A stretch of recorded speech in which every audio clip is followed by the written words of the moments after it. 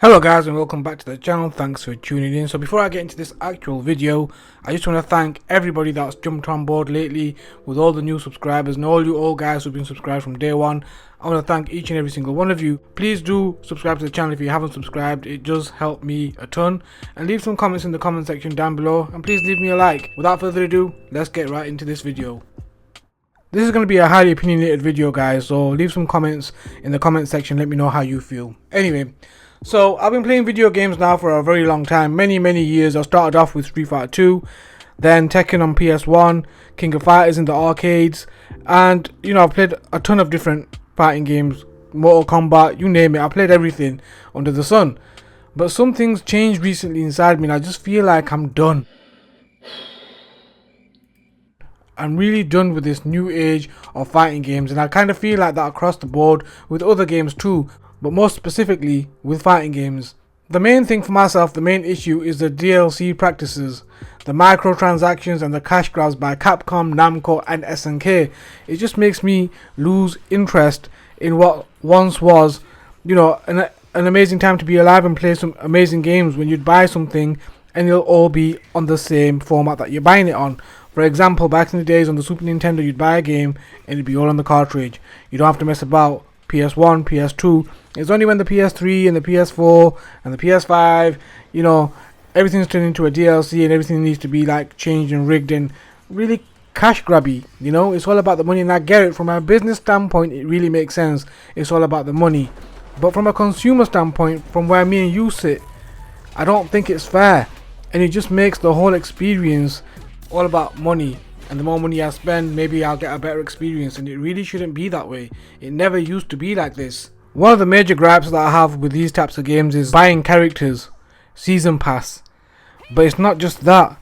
It's then colours, costumes, stages, music, all types of stuff that they can actually get money for. They'll put it in there. Now don't get me wrong, sometimes you can get in-game currency and buy that, but who's going to do that? Imagine you don't really grind like that. You don't really play many online matches and you don't really care about that side of the game. And you just want to have a bit of fun with someone on the couch.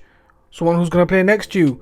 But you can't, because you have to either buy these characters via DLC or a season pass, or you have to go and grind online ranked matches and stuff, which I don't really have time for.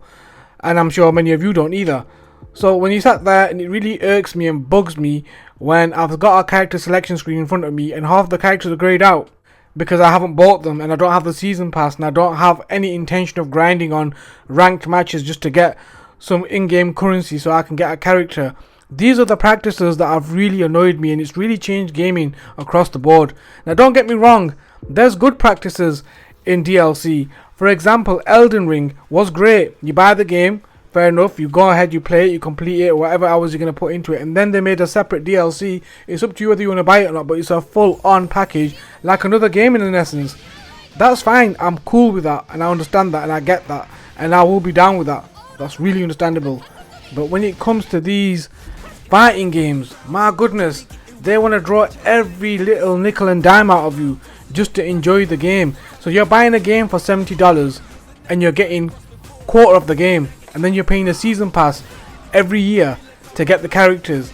It's not on. It's really not on. And I get it, like I mentioned, from a business standpoint, it makes all the sense in the world. But from a consumer standpoint, it really doesn't. I'm sorry if I'm really like going on at this. It's a bit of a rant, but it's just how I feel. And it's really disappointing because like I mentioned earlier, I grew up playing these games, and I'm sure many of you did as well. We really did. We enjoyed them at the arcades, we enjoyed them on our home consoles, we enjoyed them on handhelds, we enjoyed them wherever we went. But that kind of feeling's gone, and it's died, because even though these graphics look so good and the character models look beautiful and there's so much to really look forward to, but at the same time, it's all about money. You know, I'd rather pay $50-$60 and get the full game and be done with, you know, but every 3 months, every month, sometimes every other week, they'll have DLC for costumes and characters and stages and music and all that kind of stuff. And it's like, what's going on?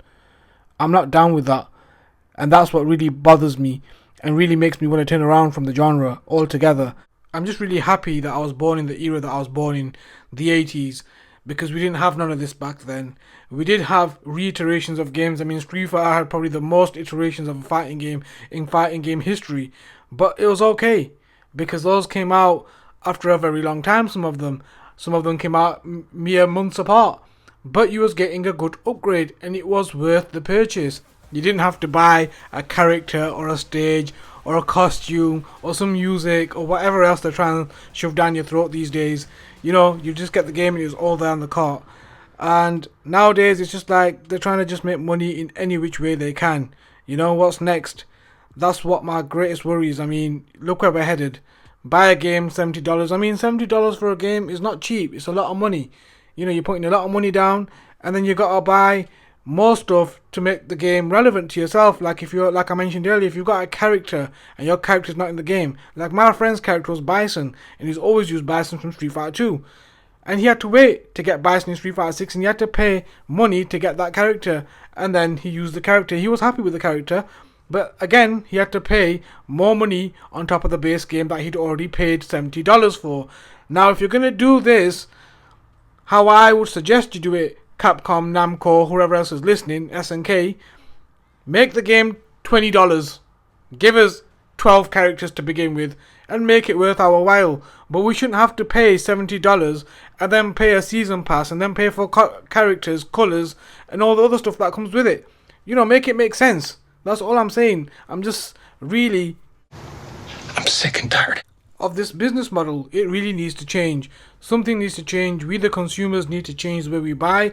Our buying habits really need to change, and we need to change our perspective on how we buy games, because if this is what we're going to do, it is going to that anyway, but everything's going to be digital and we're going to be happy. We'll own nothing and we'll be happy with it, and that's the way it's going, unfortunately, guys. And I know it's going that way, but at the same time I refuse to buy into this lame idea of buying a game base at $70 and then spending a whole heap of money by the end of that game cycle. You ended up spending $200, $300, $400, $500 sometimes, probably more. You know, I've known people to spend $700, $800 on a game and they've spent $70 on the base game. It makes no sense. You know, we are a consumer and they should look after us because we're the ones who are putting money into their pocket. You know, as much as we want entertainment, but at least make it make sense, guys. Really think about where your money's going. And money's not easy to come by these days. It's hard. You know, we have to work hard to earn that $70 to go and put it onto a counter to buy a game and then continue to buy the game. It's like a drip feed. They drip feed you little bits of content and we lap it up. And I refuse to do it. I mean, a lot of you are going to beg to differ, but let me know in the comment section what you guys think. Am I wrong in feeling this way, or do any of you guys feel the same way? Because if you do, talk to me in the comment section, because I hope I'm not the only one. I can't be the only one who feels like this. And it's got to change. Something's really got to change, and we've got to find a different way to, you know, put rules and regulations down that this is unacceptable. It's unfair, and it's like a monopoly, and it really needs to stop. I'm going to give you a weird analogy. Imagine you bought Final Fantasy VII Rebirth and you couldn't continue with the story because you had to buy Barret, or you had to buy Tifa, or you had to buy Aerith to progress the story. Can you imagine that? Because that's where it's going to go eventually. They're going to start doing this in games where you're going to have to purchase the story as it goes along. They're already doing it in the mobile format with Final Fantasy VII Ever Crisis, so those of you who are laughing at me, they're already doing it, but they're just doing it in a different, in a different way, on a different platform. But eventually it's going to come to consoles and PCs and across the board. And then what we're going to do? We're going to have nothing, and we're going to have to pay a ton of money just to complete one game. And it's just sad. It just really makes me think that, I'm just really happy that I've been able to preserve the games that I own. And moving forward, I'll continue to do that. If any game that is on the cart or on the disc, I'll continue to buy it, especially if I like it. But with a lot of these games nowadays, they need updates straight off the bat. So as soon as you put a game in, whether it's on cartridge or a disc or whatever, you have to do an update. So they kind of got you by the balls the whole time. There's no escaping it. But at least with the old school stuff, with the Sega Genesis, the SNES, the PS1, the PS2, they're the consoles that I really want to, treasure and look out for. But anyway, that's my 2 cents, guys. I hope you enjoyed the video. Please do like, share, subscribe. Leave some comments in the comment section down below. I'm almost on 4K, guys. Please consider subscribing to the channel if you haven't subscribed. And I'll catch you in the next video. Stay safe, guys. Be good. Peace.